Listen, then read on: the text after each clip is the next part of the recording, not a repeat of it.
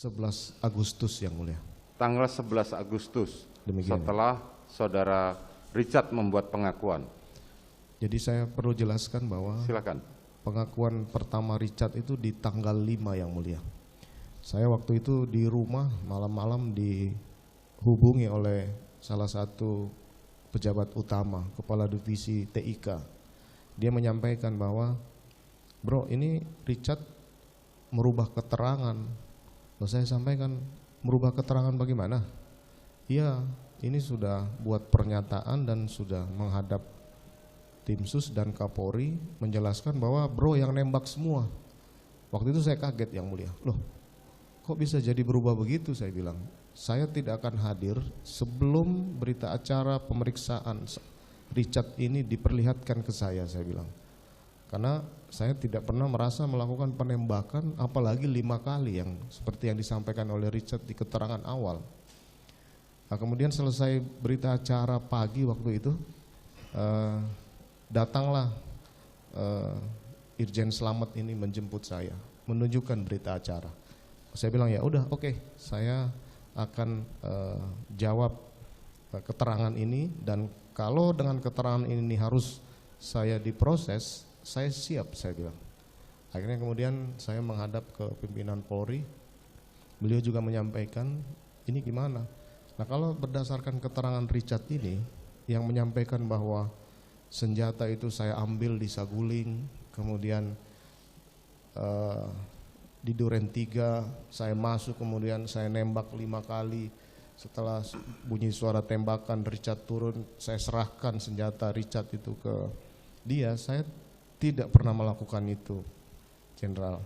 Saya siap kalaupun saya harus jadi tersangka waktu itu. Akhirnya kemudian saya diperiksa oleh Irsus waktu itu, kemudian dipatsuskan pada tanggal 6, 7 itu kemudian tidak ada pemeriksaan karena saya sudah diamankan di Makobrimob yang mulia dengan penempatan khusus dari Propam waktu itu, karena belum ada pemeriksaan sebagai tersangka. Selanjutnya di tanggal 8 tim sus datang ke Makobrimob yang mulia.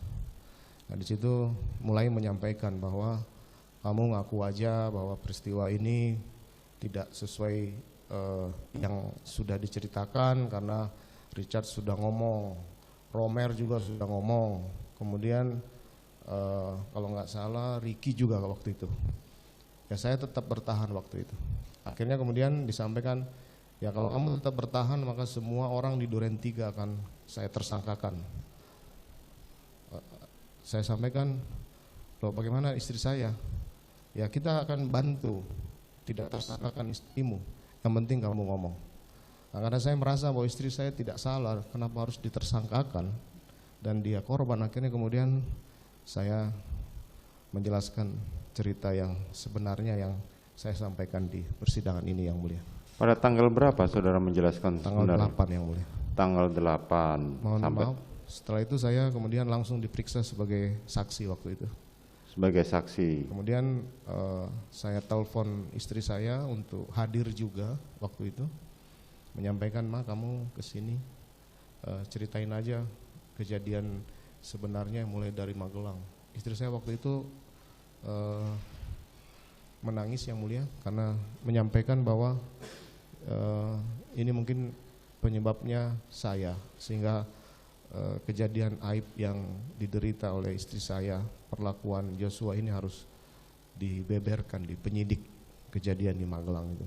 Saya sampaikan ya mau diapain lagi, karena ya sudah seperti ini, daripada nanti kemudian kamu jadi tersangka. Akhirnya istri saya datang. Pada saat pemeriksaan itu juga penyidik, saya tanyakan ke penyidik, siapa aja yang sudah merubah keterangan? Richard sudah, Ricky sudah waktu itu, Kuat belum. Nah saya minta ke penyidik, saya bisa telepon Kuat biar saya hubungi untuk menyampaikan apa yang sebenarnya terjadi pada saat itu yang mulia. Nah kemudian berproseslah sampai dengan hari ini yang mulia.